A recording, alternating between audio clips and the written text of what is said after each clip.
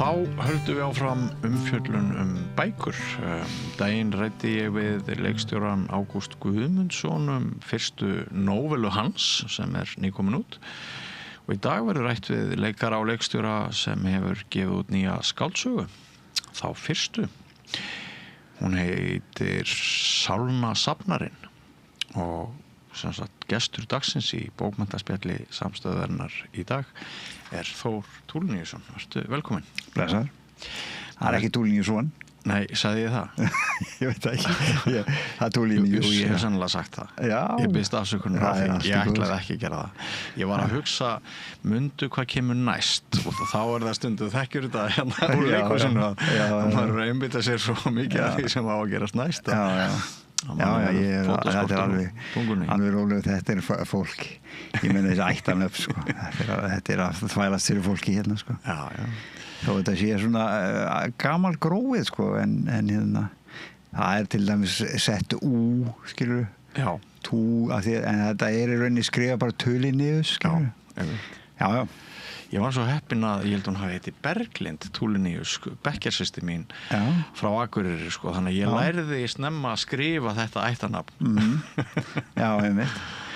Og það náttúrulega, þetta sko, það leggur þarna á Akureyri, að vættinni. Þetta í rauninni kaupmaður, ungur Dani sem kemur svona miðja 19. öld, austur á Firði. Byrjar að vinna á Eskifirði hjá kaupmanninum og síðan bara sest hann að og giftist og íslenskri og bara eignast fullt af börnum og sem að síðan bara og síðan kom ég. Þannig að þetta svolítið alveg talsvert löng saga þannig. En af því ég myndist á Ágúst áðan, sko, það svona liggur við að maður spyrir hvort það liggi eitthvað í loftinu, hvort listamenn sé að flakka óvinnu mikið á milli sviða og listgreina núna og hvað kunni þá að skýra þessa tjáningaþörf sem færi svona til?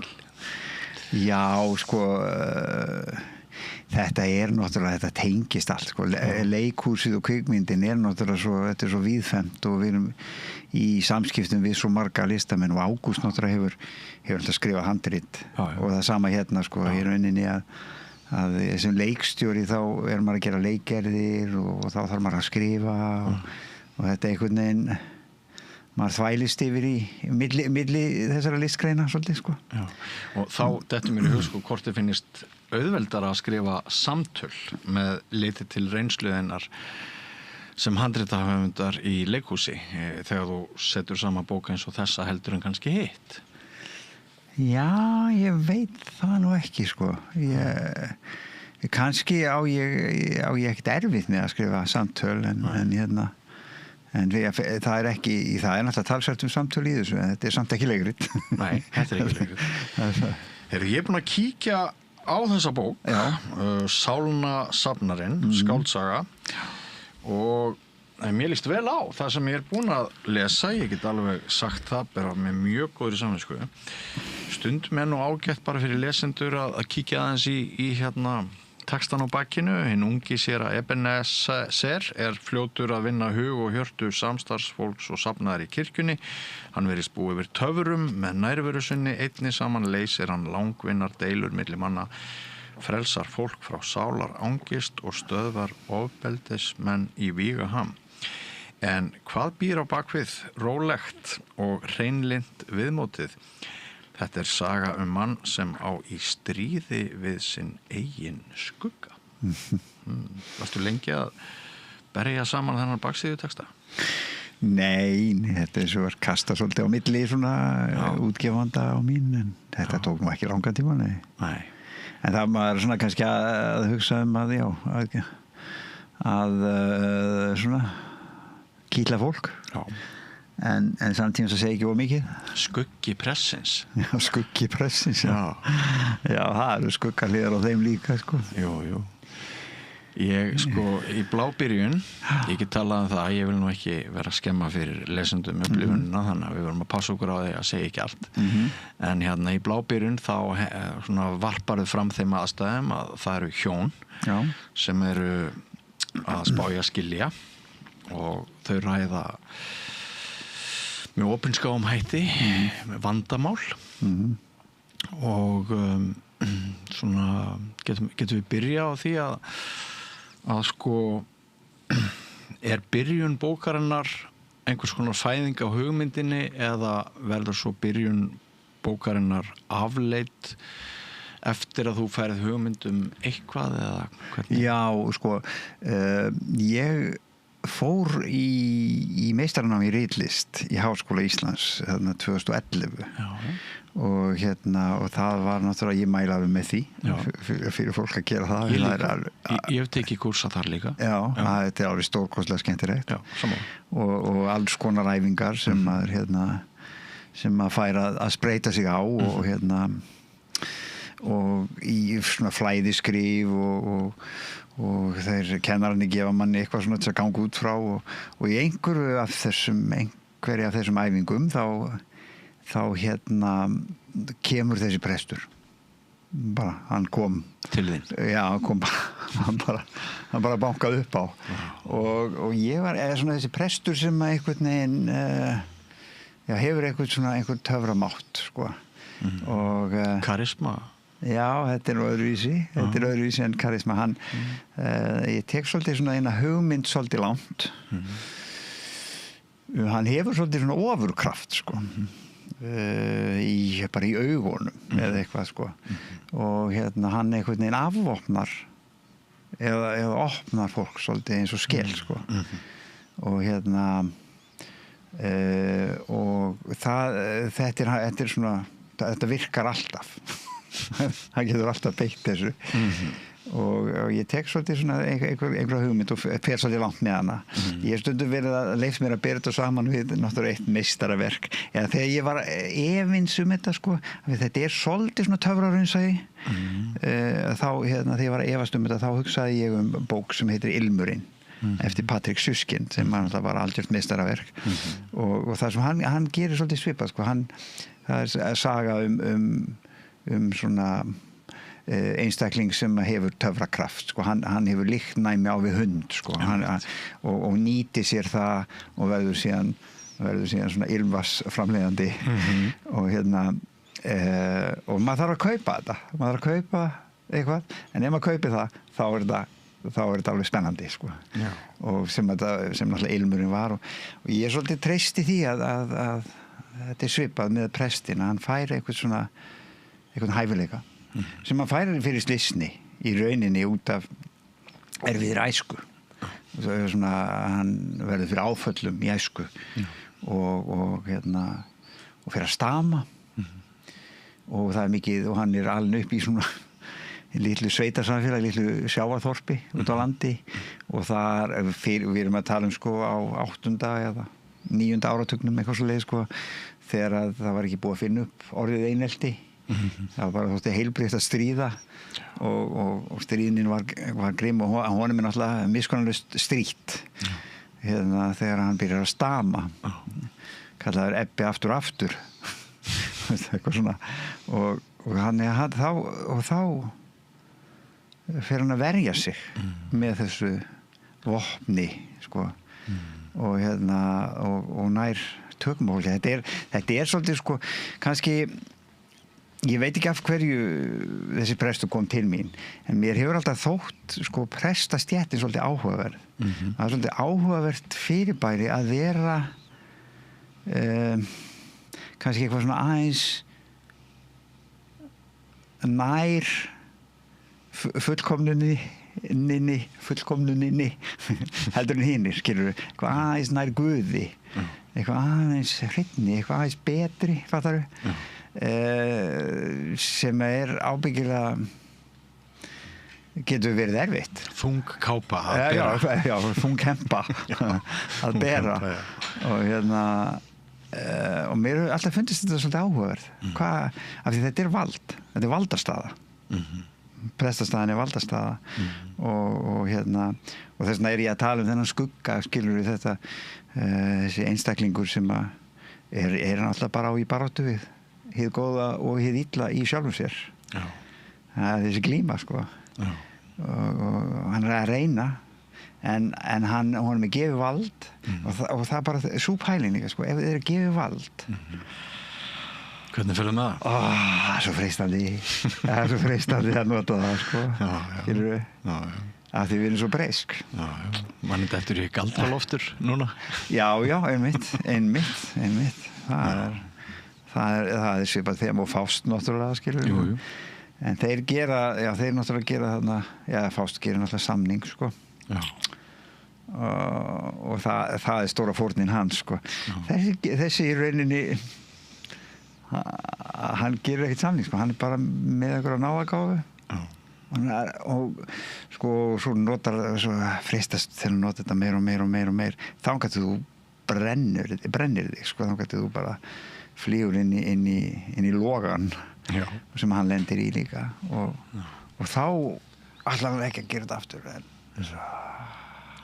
þetta er svona fíknir sko, og breyskleika mannsins sko Þessi aðalpersóna kemur mjög sterk til þín og þá þurftur að búa til gallerí með öðrum persónum og vefa og hnýta og tengja og hérna þetta er frumraun þetta er fyrsta skáldsagan þín þetta er, ég hef skrifað sko ég held að skrifað leikgerðir og leikrit og svoleið sko en þetta svo hafði ég skrifað nokkrar örsögur og svo eina smásögu en þetta er fyrsta svona mér langaði, ég lagði í þetta lagði í það að mér langaði að reyna að halda mörgum boltum á lofti og skila svona flókinni sögu frá upphafi til enda með hlýðarsögum með hlýðarsögum einmitt Sko, var þetta strempið og tók þetta langan tíma?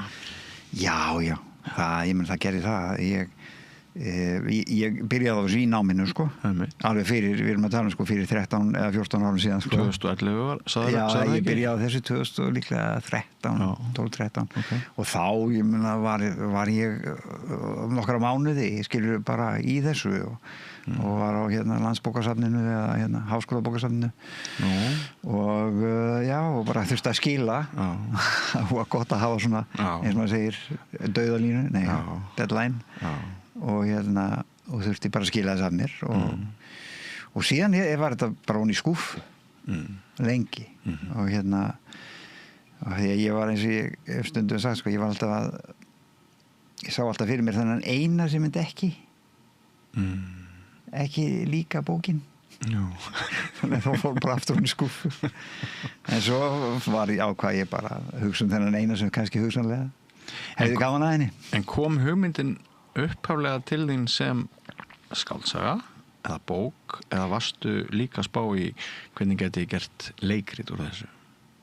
Nei, ég var ekkert að spá það og sumir sem hafa lesið hann að segja að þetta sé alveg efni í bíómynd eða einhverja þætti eða eitthvað svona ég er ekki ég sé það ekki og það var alls ekki með það í huga neitt sko Epikinn sem að Epikinn hún já einmitt en ég minna þetta mér finnst þú veist að hafa unnið í leiklist þá náttúrulega íklæðist maður einhverjum persónum skilur og maður kynnist einhverjum persónum og ef maður er að skrifa leikrit þá er maður að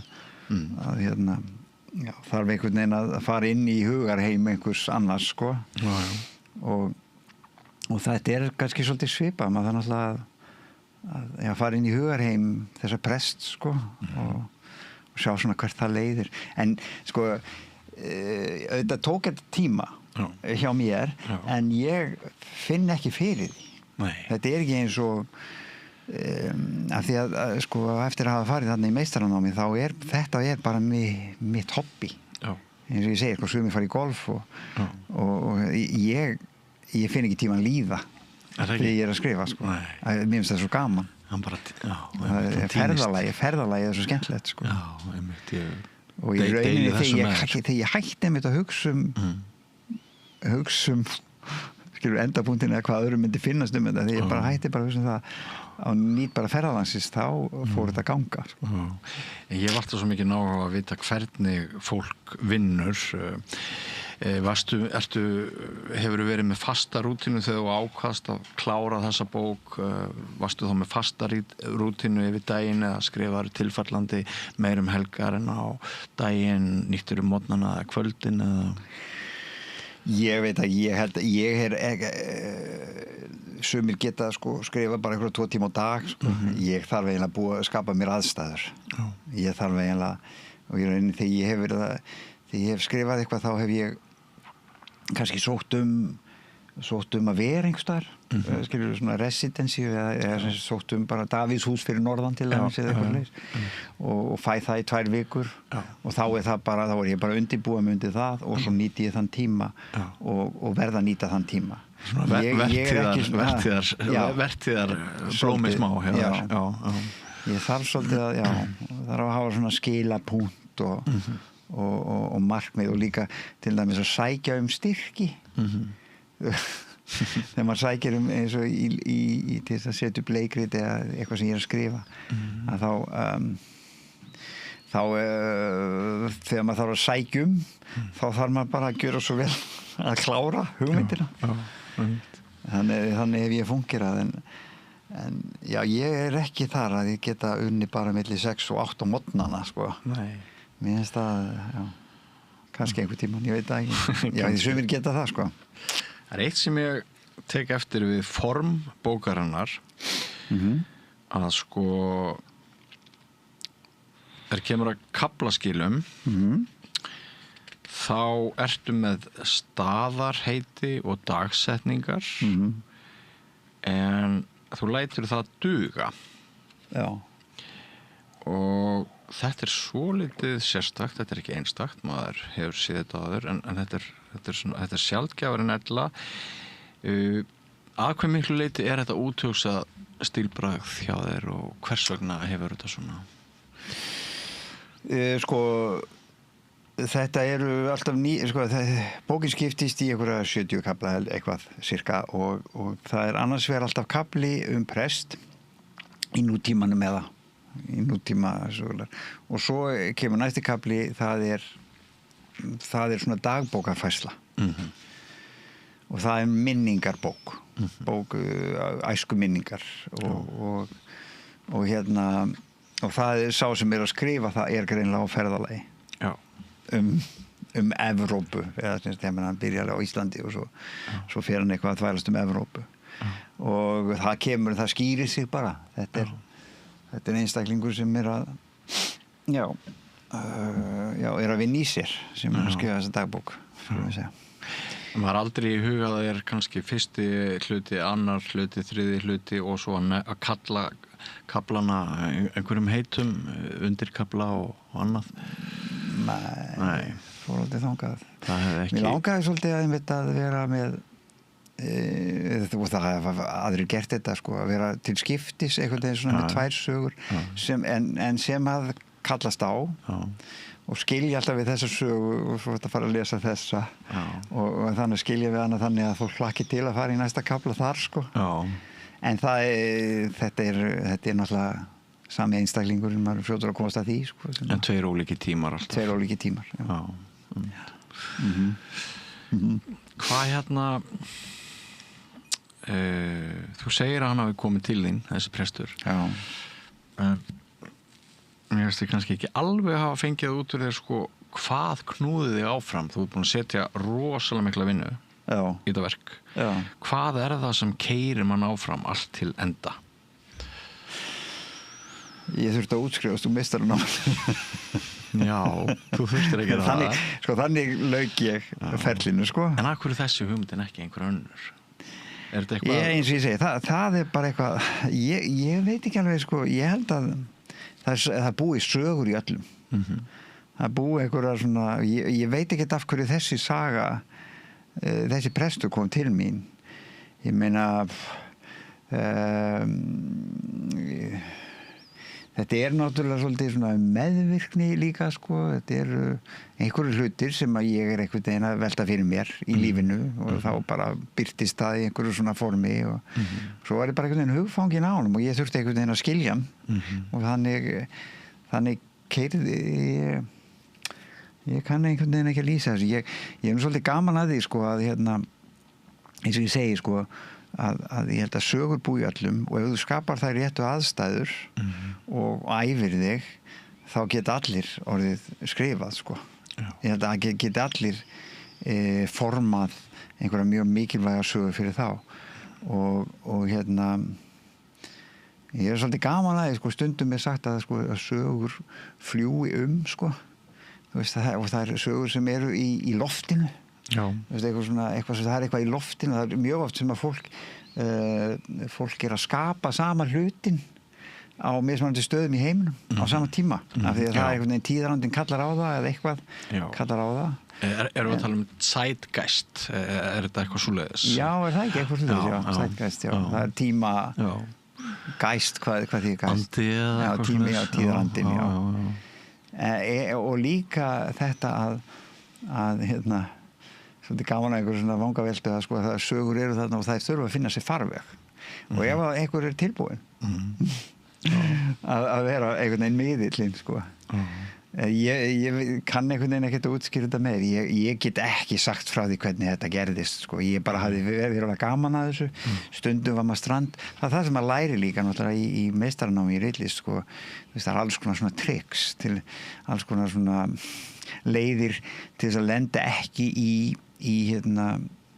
hvað heitir writer's block ritstíflu, sko. Það er svona alls konar leiðir til þess að forðast það. Til dæmis maður á alltaf að kvöldi dags á maður alltaf að skilja, vita hvað, þú veist, að eiginlega hætta í spenningi, skilur, að hætta þegar maður er eiginlega bara komið með mjög góða hugmynd, sko. Búa sér til eigin cliffhanger, svona. Já. Þannig að næsta morgun þá sé bara gaman að byrja, sko. Og alls konar svona leiðir og ég meni stundum hef ég válist bara hvernig á þetta vera en maður gleymir því bara þetta kemur einhvern veginn og það sem ég var líka að reyna að gera í þessari bók var að segja svolítið flókna sögu en þannig að fólk það væri spennandi, þetta væri ekki erfitt eða því langað að lesa næsta kafla, skilur. Hún er vel stíluð. Já. Það. Vannstu mikið í stílnum? Sjálfur er ég þannig að þegar ég er að berja saman einhverjum bókum, sko, ég held ég sé búin að lesa sama kaflan 300 sinnum yfir eða eitthvað svoleiðis og samt er ég ekki ánægður en maður verður samt að láta hann frá sér, sko. Já. Ertu mikill svona perfektionisti? Hefur þetta kallað á mikla vinnu eða skrifar þú bara góðan stíl svona frá fyrstu hendi? Ég held svona mestu, sko. Já. En svo stundum er hann er aðeins ég hef tilhneigingu að fara í of mikil stílbrigði stundum, sko. Já. Og þá þarf bara þess að snirta að hreinsa, skilur kannski mest það en ég held, sko, svona að heildarstílinn hann kemur í rauninni, sko, yfirleitt, sko, en svo er hægt að stytta setningar og kannski umorða stundum ég held kannski stundum tilhneigingu að flúra þetta svolítið mikið og afflúrar svo til þess að ná jörðu á ný. En ef þú hefur heyrt fólk sem að lýsir lestri bóka í litum að sjá fyrir sér einhverja liti þegar það les bækur? Nei, ekki beint, sko. Og þá getur ekki sagt mér í hvaða lit þessi bók endilega væri fyrir fólk sem að sér liti þegar það les bækur? Ég hef ekki heyrt það, sko. Lít nei, ég hef ekki heyrt það. Ég held hún sé hún sveiflist með frá því að vera stundum ansi björt og yfir að vera ansi dimm. Já, gulblá kannski. Já, gulblá, höfum það. Já. Heyrðu, og ertu með forlag sem gefur þetta út? Já, þetta er forlag sem er staðsett á Egilsstöðum og heitir Bókstafur forlag og hefur gefið út bækur kannski mest frá höfundum þaðan eða sem tengjast einhvern veginn Austfjörðum eða Austurlandi Hvernig komstu í tengingu við þá? Ég? Hvernig komstu í tengingu við þetta forlag? Já, ég þekki til þeirra, sko, ég hef verið svolítið mikið fyrir austan, sko. Ég var, út af starfinu, sko. Unnið svolítið mikið með sláturhúsinu menningarhúsinu þeirra þarna á Egilsstöðum. Og fyrst fór ég þangað vegna þess að menntaskólakennari þarna sem er reynda tengdur mér heitir Árni Friðriksson. Hann skrifaði leikrit sem að var fjallað Sunnevu málin sem að var Sunneva var kona sem að ung stúlka sem að var dæmd til dauða fyrir sifjaspell og svolítið merkileg saga vegna þess að hún svona í þessari fátækt og einhvern veginn undir okun og kúun sem að það nátti sér stað sko að þá reis hún samt upp sko gegn yfirvaldinu á Þingvöllum og sem var svolítið magnað sko og þá settum við það ég vann það leikrit leikstýri því og það var gert í Sláturhúsinu á Egilsstöðum við framhaldi af því þá voru þau að byggja sér nýtt leikhús og þá skrifaði ég leikrit fyrir þau fyrir einlega svona til þess að víja leikhúsið í Sláturhúsinu lítið barnaleikrit sem var sett upp þarna þannig að ég kom með tengsl þarna fyrir austan Heyrðu, eigum við aðeins að ræða svona það sem er að taka við svo hjá þér. Ég óskaði bara góðs gengis með það að þetta er falleg bók líka, hún er hver hannaði kápuna?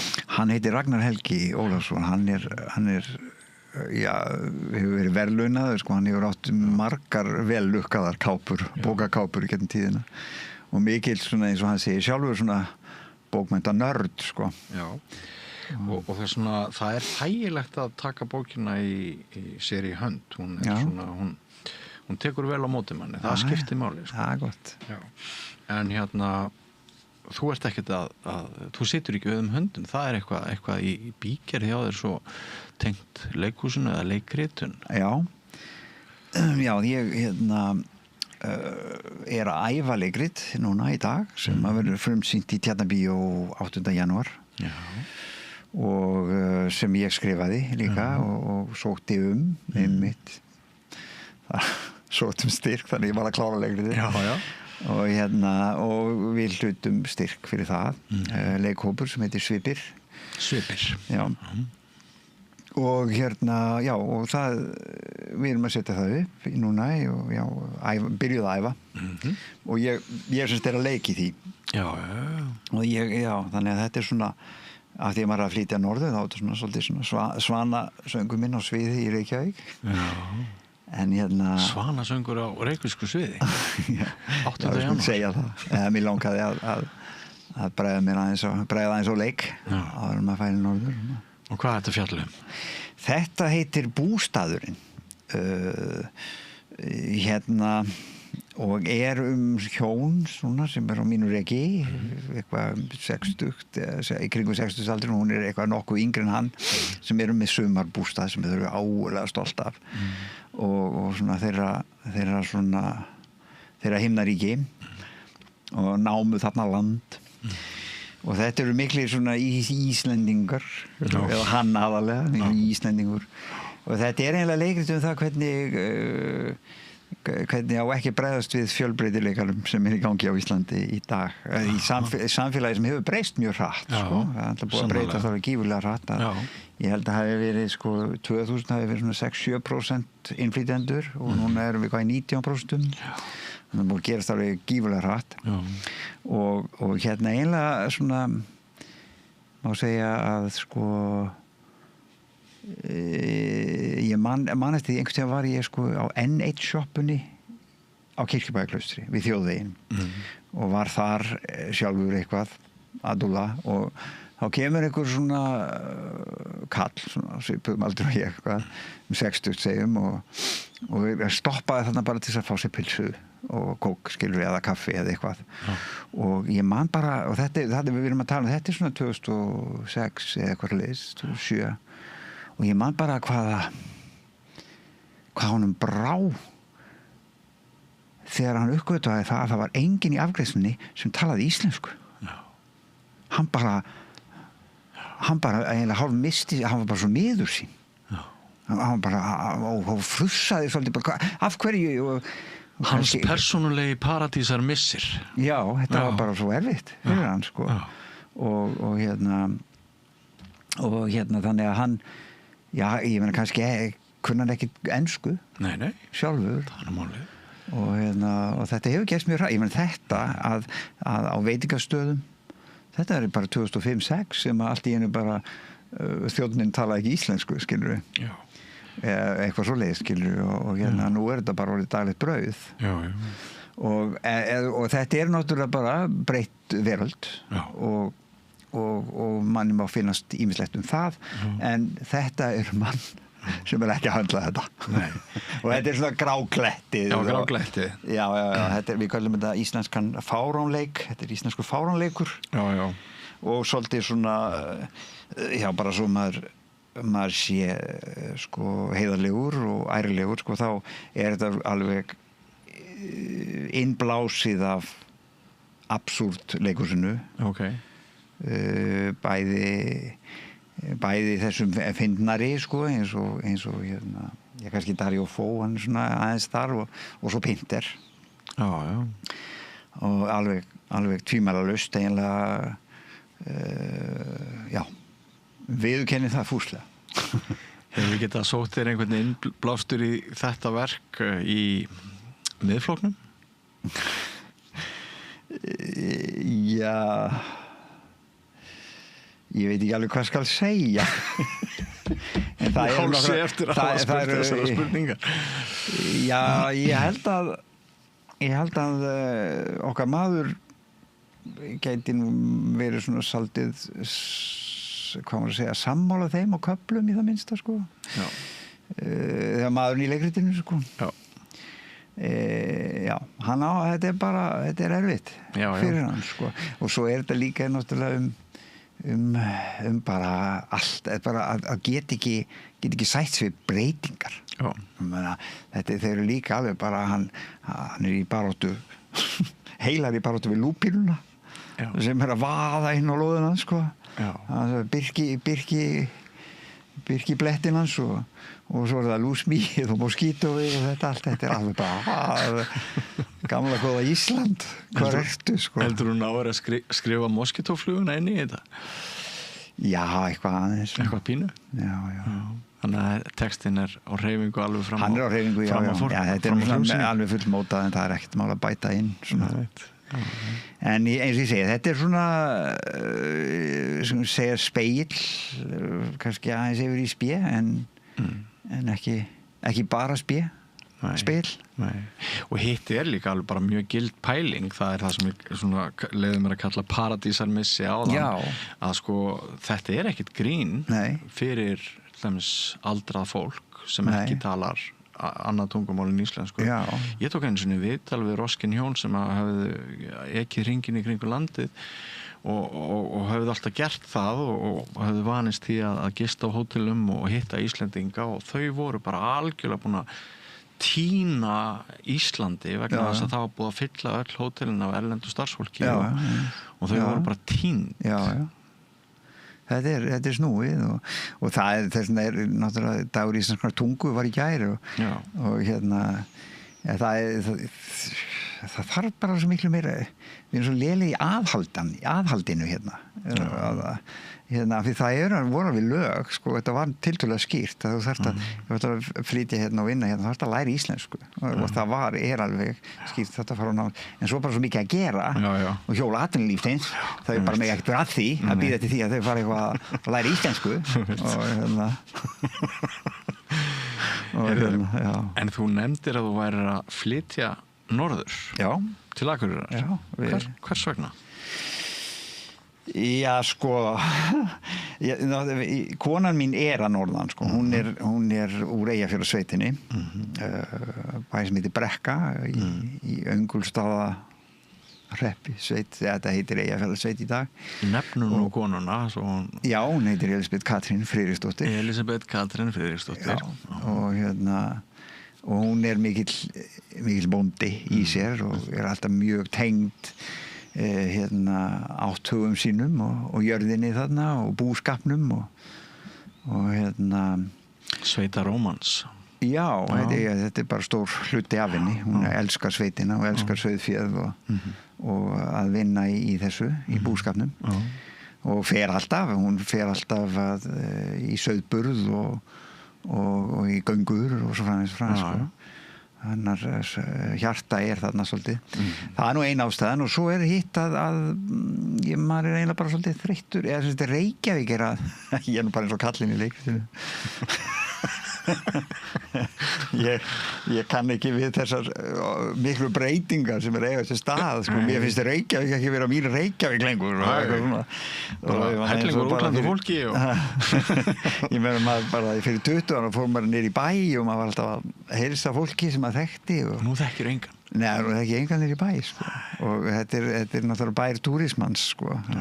Ferðaþjónustunnar og ég ætla að hitta fólki ég hitti fólkið sko, í ræktinni og svo náttúrulega líka hefur hún bara þú veist, aftur þarna erum við eins og allir vita ég menna við erum bara alltaf sein að bregðast við þessu þetta svo óskipulagt hjól atvinnulífsins þau bara fara alltaf fram úr okkur í rauninni og þessi borg náttúrulega búin að byggjast fólksfjölgunin hefur orðið svo hröð og innviðinir eru bara ekki tilbúnir fyrir þetta og þess vegna er maður 1,5 tíma í umferðinni á leiðinni heim til sín og þetta náttúrulega stöðandi Þú nennir þessu ekki lengur að vera 1,5 klukkutíma í umferðinni og svo var bara einn daginn sko. Þannig að var ég þarna fyrir norðan og ég var allir svo rólegir og Akureyri allir svo rólegir og ég var að fara með barnabarni í sund og ég var ábyggilega í Reykjavíkur stressinu ennþá, með það ennþá í mér sko, að þeir bara hleyptu mér allir fram úr í afgreiðslunum það var bara ég svo vel sko það fundi bara hraðan í mér sko og þannig að ég bara það er notalegt að vera þarna fyrir norðan Ég bjó þarna í 25 ár á Akureyri ég held að það sé ennþá það er bara 4 ár sinni flutt í suður þannig að það kemur mjög óvart að það breyst en það er eitt sko, ef maður festir sig í snjóskafli þá bara kemur einhver að fyrra bragði mjög oft og þá er það kannski einhverjir gæjar og einhverjar konur sem er á stærri bílum og betur búnum bílum bjóðast að fyrra bragði til þess að hjálpa þær upp úr skaflinum eða tvastur í skafli þetta er svona einn af kostunum það er margir kostir sko. og ég skildi ekki alveg þetta og fannst þetta svolítið pirrandi þarna þegar Akureyringar voru alltaf að tala að borg óttans en svona ég er svona komin alveg leið ég skulle ekki segja það en Reykjavík hefur er að vaxa svo hratt það er svolítið þannig sko skipulagið er ekki alveg að höndla vöxtinn sko finnst mér og það, ég held að það sé bara alveg tilfellið að vita það allir og sjá það allir og þetta var ekkert ég meina 2005 maður bara lent aldrei í umferðarteppu það er bara ekki búið að gerast bara svona sko borg sem vex of hratt bílum fjölgar mörg hundruð í hverju mánuði og á sama tíma þrengir borgin göturnar fækkar akrinu hamlar för þetta svæði sem áður stóð opnara það er eiginlega bara ávísun og ansi mikil vandræði þrengingar ég vona að fari vel ykkur fyrir norðan ég á hlýjar minningar við Akureyri og það er gott að vera fegurðin þarna maður það er alltaf svo fallegt sko og við erum sko í sveit að byggja okkur hús í sveit sko upp í Vaðlaheiðinni kannski undir Vaðlaheiði skemmtilegt einmitt Heyrðu Þór, það er búið að vera gaman að spjalla við þig bókina Sálna safnarinn, nýkomin út og þetta í öllum bókabúðum, það ekki? Jú, það held ég. Og 8. janúar næstkomandi frumsýnirðu nýtt verk í Tjarnarbíói. Já. Og svo bara þegar þetta búið þá flytur norður. Já, það er svona fljótlega. Svona fljótlega upp á því. Kæra þakkir fyrir komuna. Takk fyrir mig. Og áfram höldum við nýr kafli hér við Rauðaborðið eftir andartak. Jæja, krakkar, þetta síðasti dagurinn minn. Ég ætlaði náttúrulega aldrei að fara að vinna sem leiðbeinandi. Ég hef náttúrulega aldrei lært þetta, að kenna. Ég lærði nefnilega hagfræði. Hæ krakkar, ég er nýji kennarinn ykkar. Ég er búin með 5 ára kennaranám og ég hlakka til að vera með ykkur þangað til þið útskrifist. Fjárfestum í kennurum. Kennarasamband Íslands.